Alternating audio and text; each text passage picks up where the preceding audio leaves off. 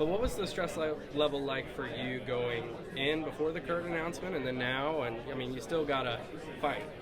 Yeah, I mean, the stress level to me wasn't really high, even right after Glenn. You can't stress yourself out about that stuff. You just got to understand that what job you have to do going into Daytona, and there's no stress on our side because after the Glen, we were in. It's be more stressful for the guys who have to win or who are on the outside looking in, and so my attitude didn't change at all. The only thing that changed was you hope that Kurt gets better.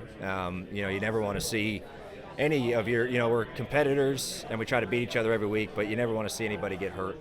And I know he's been going to Pittsburgh to see Dr. Collins, which is will help my dad and Dale Jr. out. Hopefully Kurt gets better. That's really the only thing that went through my mind when I heard that. So, coming down to the checkered flag tomorrow night, do you push Truex if he's in front of you, or do you choose, if there's another driver that hasn't won a race, do you try to push them because of the competition threat going into the playoffs, somebody who might not be a factor versus someone who knows how to win a championship? I think it's all situational.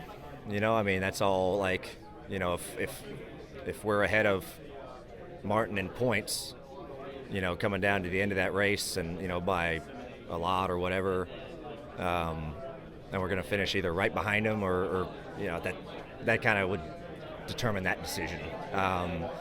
If we're close on points, and it's only like a couple spots, yeah, you might go push the 19, so that just is something that you have to deal with. You see where you're at, start of the third stage, and then you understand what you have to do, and then you see what spot you're at the end of the race. Hopefully you make it, to the end of the race. That's just the thing. You try to make it to the end of these things just to give you a chance, and I'll make that decision if it ever comes. The end of these things are wild. I mean, is it tough to process that in the final laps?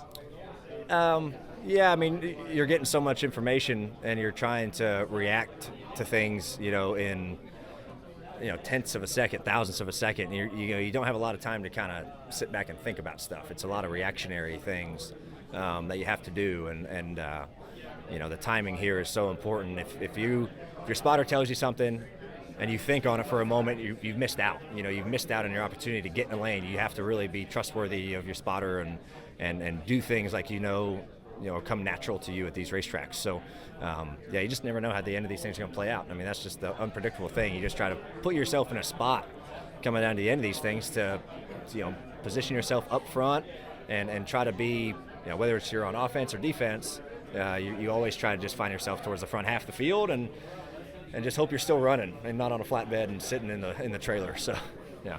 Jared Haas with Frontstretch.com. Make sure to hit that subscribe button. Also, check one of those two videos out that we have right beside you. Visit Frontstretch.com for more great content.